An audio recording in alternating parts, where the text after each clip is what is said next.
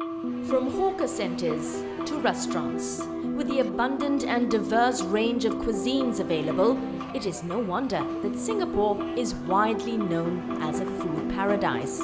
But even as we tuck in, how many of us have ever wondered where the food we eat comes from, or pondered over what would happen if one day this supply runs out? It may look like an implausible situation, but the issue of food security is emerging as a serious threat in many parts of the world.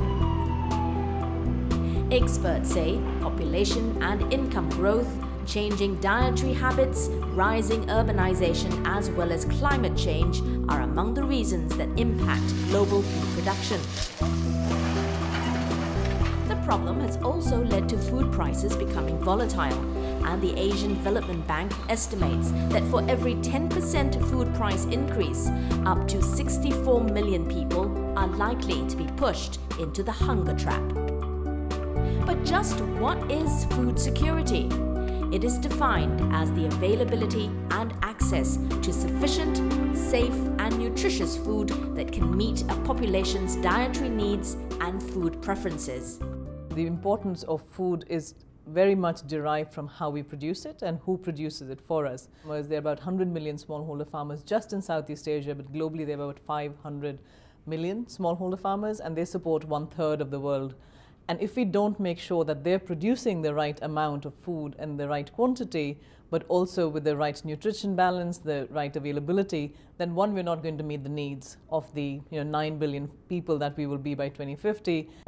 By then, ASEAN, currently home to more than 600 million people, is expected to see food demand increase by as much as 40%. The challenge is whether crop yield increases will be sufficient enough to feed the population by 2050. Aware of the importance of food security, the ASEAN community has long joined forces to ensure that the issue remains a permanent and high priority one. In 1979, the Agreement on ASEAN Food Security Reserve was signed, allowing member nations to set aside and share rice stock should the need arise. After the food price crisis struck about 8 years ago, the ASEAN Integrated Food Security Framework was launched. This led to the establishment of the ASEAN +3 Emergency Rice Reserve, which also includes China, Japan and South Korea as members. Today, ASEAN has policies supporting agricultural innovation and sustainable food trade, in addition to information systems to forecast, plan and monitor food supplies. That rice features as a key crop is no surprise, considering that half of the world's population eats the grain. It is also a main staple food among Asians, and according to the Food and Agriculture Organization, the region cultivates some 90% of the global rice supply. But being able to produce one's own food does not necessarily equate to being more food secure. Take the annual Global Food Security Index. Developed by the Economist Intelligence Unit, it studies which countries are most food secure by measuring the core issues of affordability, availability and quality across 113 nations. This year, Singapore is ranked 3rd behind the United States and Ireland, putting it ahead of other major food-producing countries. The island has to rely almost entirely on food imports, and yet it managed to achieve this largely by boosting the resilience of its food supply. Singapore did generally well in all three categories, particularly in of late the improvement in availability. To achieve that, we actually have basically 4 approaches. The 4 approaches are basically through diversifying our food sources, encouraging our local farmers to increase their local production. The third is actually to be very much plugged into the global scene in terms of food supply, food security, agriculture issues. And finally, the element of having an integrated approach when it comes to food safety. Guarding Singapore's food security is the mandate of the Agri-Food and Veterinary Authority, or AVA for short. This heavy dependence on the food trade means the country is highly exposed to the global price and supply fluctuations. So one of AVA's key strategies is diversification, where it sources a wide variety of food from some 160 countries. Another strategy is to ramp up local production. We envision our farms of the future to be high-tech, innovative, highly intensive, and productive, able to do more with less. Support from AVA comes in the form of its $46 million Agriculture Productivity Fund. Farmers can tap the scheme to purchase systems to help them modernize and improve capabilities.